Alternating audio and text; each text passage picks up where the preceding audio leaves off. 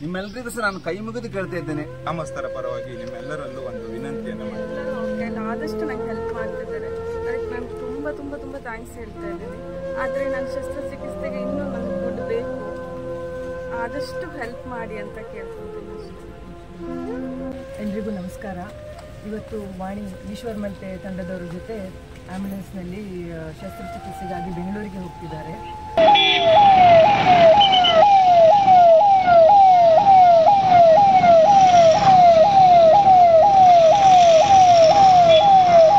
ನಾವು ಕುಂದಾಪುರದ ಕೈಪಾಡಿ ಅಲ್ಲಿ ನಮ್ಮ ಈ ತಾಯಿ ವಾಣಿಶ್ರೀ ಅವರ ಒಂದು ಚಿಕಿತ್ಸೆಗೋಸ್ಕರ ಒಂದ್ಸಲ ನಾವೆಲ್ಲ ಒಟ್ಟಾಗಿದ್ದೇವೆ. ಆದರೆ ಸುಮಾರು ಅವಳಿಗೆ 25 ಲಕ್ಷ ರೂಪಾಯಿ ಖರ್ಚು ವೆಚ್ಚ ಇದೆ. ಸಹೃದಯ ದಾನಿಗಳು ಸುಮಾರು ಎಲ್ಲರೂ ಸಹ ಈ ಕೈಪಿಡಿ ಊರಿನ ಸಮಸ್ತ ಜನತೆಯ ಸೇರಿ ಸುಮಾರು ಒಂದು 10 ಲಕ್ಷ ರೂಪಾಯಿ ಆಗಿದೆ. ದಯವಿಟ್ಟು ನಾಳೆ ಸರ್ಜರಿ ಉಂಟು, ದಯವಿಟ್ಟು ನಿಮಗೆ ನಾನು ಕೈ ಮುಗಿದು ಕೇಳ್ತಾ ಇದ್ದೇನೆ. ನಿಮ್ಮಲ್ಲಿ ಆದ ಒಂದು ತನುಮನ ಧನದಿಂದ ಅವಳ ಅಕೌಂಟಿಗೆ ನೀವು ಅವಳ ಒಂದು ಸ್ಕ್ಯಾನರ್ ಹಾಕಿದ್ದೀವಿ, ಅದಕ್ಕೆ ಏನಾದರೂ ನೀವು ಒಂದು ತನುಮನ ಧನದಿಂದ ಹಣವನ್ನು ಹಾಕಿ ಅವಳನ್ನು ಭಾಳ ಒಂದು ಬೆಳಕು ಮಾಡಿ ಅಂತ ದಯವಿಟ್ಟು ಕೈ ಮುಗಿದು ನಾನು ನಿಮಗೆ ಕೇಳ್ತಾ ಇದ್ದೀನಿ, ವಿನಂತಿ ಮಾಡ್ತೇನೆ. ವಾಣಿಯವರ ಶಸ್ತ್ರಚಿಕಿತ್ಸೆಗೆ ಈಗಾಗಲೇ ನಮ್ಮ ಊರಿನ ಎಲ್ಲ ಜನರು ಸಹಕಾರ ಮಾಡಿದ್ದಾರೆ. ಹಾಗೆ ನಮ್ಮ ಈಶ್ವರ್ ಮಲ್ಪೆ ತಂಡದವರು ಸಹ ನಮ್ಮಲ್ಲಿ ಇಲ್ಲಿ ಬಂದು ಅವರ ಎಲ್ಲ ಒಂದು ಸಹಕಾರ ನೀಡಿದ್ದಾರೆ. ಪತ್ರಕರ್ತ ಮಿತ್ರರು ಬಂದಿದ್ದಾರೆ, ಅವರಿಗೆಲ್ಲ ನಾ ಈ ಸಂದರ್ಭದಲ್ಲಿ ಧನ್ಯವಾದವನ್ನು ಹೇಳ್ತಾ ನಿಮ್ಮಲ್ಲಿ ಮನವಿ ಏನು ಮಾಡ್ತೇನೆ ಅಂದರೆ, ನಮ್ಮೂರಿನ ಹೆಣ್ಣುಮಗಳು ಈಗಾಗಲೇ 10ನೇ ತಾರೀಕು ಶಸ್ತ್ರಚಿಕಿತ್ಸೆಗೆ ನಿಮ್ಮ ಎದುರುಗಡೆ ಹೊರಟು ನಿಂತಿದ್ದಾಳೆ. ಅವಳಿಗೆ ಈಗಾಗಲೇ 10 ಲಕ್ಷ ನೀವೆಲ್ಲ ಸಹೃದಯ ದಾನಿಗಳು ಹಣವನ್ನು ನೀಡಿದ್ದೀರಿ.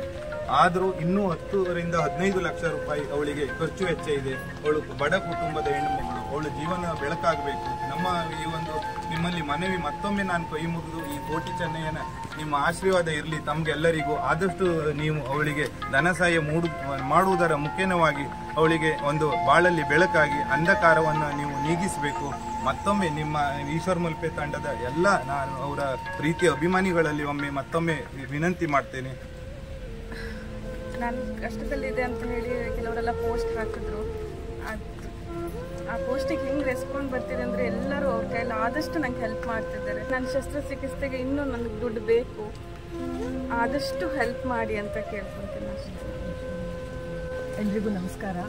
ಇವತ್ತು ವಾಣಿ ಈಶ್ವರ್ ಮಲ್ಪೆ ತಂಡದವರ ಜೊತೆ ಆ್ಯಂಬುಲೆನ್ಸ್ನಲ್ಲಿ ಶಸ್ತ್ರಚಿಕಿತ್ಸೆಗಾಗಿ ಬೆಂಗಳೂರಿಗೆ ಹೋಗ್ತಿದ್ದಾರೆ. ಮೊದಲನೇದಾಗಿ ನಾನು ಎಲ್ರಿಗೂ ಒಂದು ಧನ್ಯವಾದ ಸಲ್ಲಿಸಬೇಕು. ಯಾಕಂದರೆ ಈ ಹಿಂದೆ 1 ವಾರದ ಹಿಂದೆ ಈ ಥರ ಶಸ್ತ್ರಚಿಕಿತ್ಸೆ ವಾಣಿಯವರಿಗಿದೆ ಅಂದಾಗ ಗ್ರಾಮಸ್ಥರೆಲ್ಲರಿಗೂ ಒಂಥರ ಆತಂಕದ ವಾತಾವರಣ ಸೃಷ್ಟಿಯಾಗಿತ್ತು. ಹೇಗೆ ಅವಳಿಗೆ ಹಣವನ್ನು ಹೊಂದಿಸೋದು, ಯಾಕಂದರೆ 25 ಲಕ್ಷ ಅಂದರೆ ಬಾಬಣ್ಣನವರ ಅವರಿಗಂತೂ ಅದನ್ನು ಹೊಂದಿಸ್ಲಿಕ್ಕೆ ಸಾಧ್ಯನೇ ಇಲ್ಲ. ಯಾಕಂದರೆ ಅವರು ಕೂಲಿ ಕೆಲಸ ಮಾಡಿಕೊಂಡು ಇರೋರು ಮತ್ತು ತುಂಬ ಪಾಪದ ಜನ ಅವರು ಯಾರ ಹತ್ರನೂ ಹೆಲ್ಪ್ ಕೇಳೋರು ಅಲ್ಲ. ಆಗ ನಮ್ಮ ಈಶ್ವರ್ ಮಲ್ಪೆ ಅವ್ರ ತಂಡ ಮನೆಗೆ ಬಂದು ಅವರು ಧೈರ್ಯ ಹೇಳಿದ್ದಲ್ಲದೆ ನಾವು ಅದಕ್ಕೆ ಸಹಕಾರ ನೀಡ್ತೇವೆ ಅಂತ ಕೂಡ ಹೇಳಿದಾಗ ನಮಗೂ ಅನಿಸ್ತು, ಅವರಷ್ಟು ದೂರ ಮಲ್ಪೆಯಿಂದ ನಮಗೆ ಇಲ್ಲಿ ಬಂದು ಸಹಾಯ ಮಾಡ್ತೇವೆ ಅನ್ನುವಾಗ ನಾವು ಕೂಡ ಸುಮ್ಮನೆ ಮನೇಲಿ ಕೂತ್ರೆ ಆಗೋದಿಲ್ಲ, ನಾವು ಗ್ರಾಮಸ್ಥರೆಲ್ಲರೂ ಸೇರಿ ಏನಾದರೂ ಮಾಡಬೇಕಂತ ಹೇಳಿ ಪ್ರತಿಯೊಂದು ವಾಟ್ಸಪ್ ಆಗಿರ್ಬೋದು, ಫೇಸ್ಬುಕ್ ಆಗಿರ್ಬೋದು, ಅಥವಾ ಖುದ್ದಾಗಿ ರಾಜಕಾರಣಿಗಳ ಮನೆಗೆ ಹೋಗೋದಲ್ಲಿ ಎಲ್ಲದನ್ನೂ ಮಾಡಿದ್ದೇವೆ. ರಾಜಕಾರಣಿಗಳಿಗೆ ಅಥವಾ ಮಾಧ್ಯಮದವರಿಗೆ ಹಾಗೂ ಪ್ರತಿಯೊಬ್ಬರಿಗೂ ಕೋಸ್ಟಲ್ ನ್ಯೂಸ್ ತಂಡ ಇವರೆಲ್ಲರಿಗೂ, ಎಸ್ಪೆಷಲಿ ದಾಮೋದರಣ್ಣ ಅವರು ಕೂಡ ನಮಗೆ ಪ್ರತಿದಿನ ಹೇಗೆ ಏನಾಗ್ತಿದೆ ಅಂತಲೂ ಕೇಳಿ ಮಾತಾಡ್ತಾ ಇದ್ರು. ಎಲ್ರಿಗೂ ನಾನು ಧನ್ಯವಾದ ಸಲ್ಲಿಸ್ತೇನೆ. ಆದರೆ ಸಮಸ್ಯೆ ಅಂದರೆ ಇನ್ನೂ 10 ಲಕ್ಷ ಮಾತ್ರ ಒಟ್ಟಾಗಿರೋದ್ರಿಂದ ಇನ್ನೂ 15 ಲಕ್ಷ ಅಂದರೆ ಎಸ್ಟಿಮೇಟ್ ಕಾಸ್ಟ್ ಪ್ರಕಾರ 15 ಲಕ್ಷ ಬೇಕು ಅಂತ ಈಗಾಗಲೇ ಡಾಕ್ಟರ್ ಹೇಳಿರೋದ್ರಿಂದ ಇನ್ನೂ ಹೆಚ್ಚಿನ ಧನ ಸಹಾಯ ಎಲ್ಲರೂ ಅಂದರೆ ಈಶ್ವರ್ ಮಲ್ಪೆ ತಂಡದ ಅಭಿಮಾನಿಗಳಾಗಿರ್ಬೋದು, ಅಥವಾ ಕುಂದಾಪುರದ ಜನರಾಗಿರ್ಬೋದು, ಅಥವಾ ಕರ್ನಾಟಕದ ಎಲ್ಲರೂ ಕೂಡ ಒಂದು ವಾಣಿಯವರ ಶಸ್ತ್ರಚಿಕಿತ್ಸೆಗೆ ಸಹಾಯ ಮಾಡಿ ಅವಳನ್ನೊಂದು ಜೀವ ನೀವು ಉಳಿಸಿಕೊಡಿ. ಅವಳ ತಾಯಿಗೂ ಕೂಡ ಕಿಡ್ನಿ ಫೇಲ್ ಆಗಿರೋದ್ರಿಂದ ಅವರಿಗೂ ಡಯಾಲಿಸಿಸ್ ನಡೀತಾ ಇದೆ. ಇನ್ನು ತಂದೆಯವರೇ ಅವರಿಗೆ ಕಿಡ್ನಿಯನ್ನು ದಾನ ಮಾಡೋದ್ರಿಂದ ಅವರು ಕೂಡ ಇನ್ನು ಸುಮಾರು ಟೈಮ್ ಅವರಿಗೂ ಕೂಡ ಏನು ಕೆಲಸಗಳನ್ನು ಮಾಡಲಿಕ್ಕೆ ಆಗೋದಿಲ್ಲ. ಮನೆ ನೋಡ್ಕೊಳ್ಳೋದು ಕೂಡ ತುಂಬ ಕಷ್ಟ ಆಗ್ತದೆ. ಆದ್ದರಿಂದ ಎಲ್ಲರಲ್ಲೂ ನಾನು ಮನವಿ ಏನಂದರೆ ಎಲ್ಲರೂ ಅವರಿಗೆ ಸಹಾಯ ಮಾಡಿ.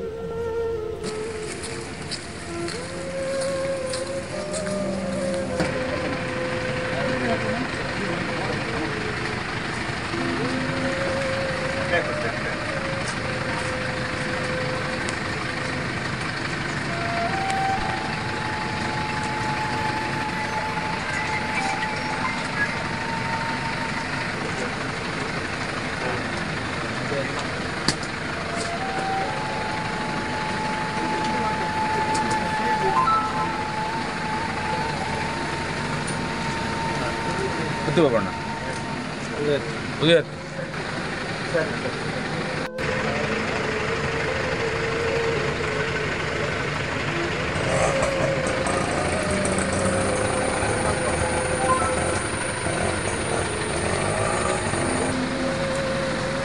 ಮತ್ತೆ ಯಾರು ತಾಯಿಯಲ್ಲಿ ತಾಯಿ ಅಮ್ಮ ಬನ್ನಿ.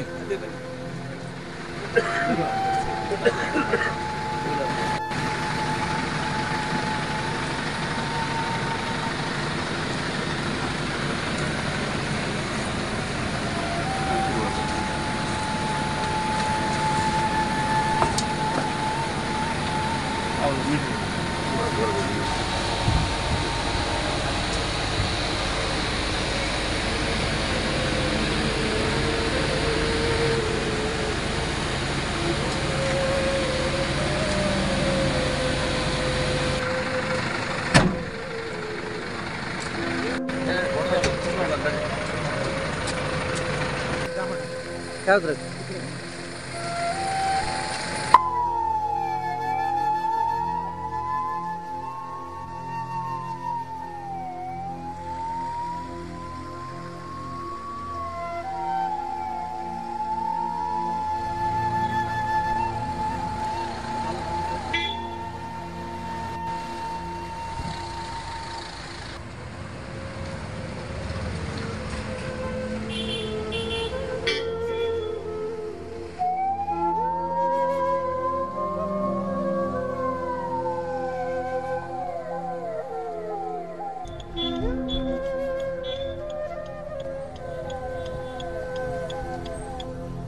ಅಲ್ಲಿ ಯಾರಿದ್ರು ಆ ಗಾಡಿ ಬೇರೆ ಯಾರು ಇಲ್ಲ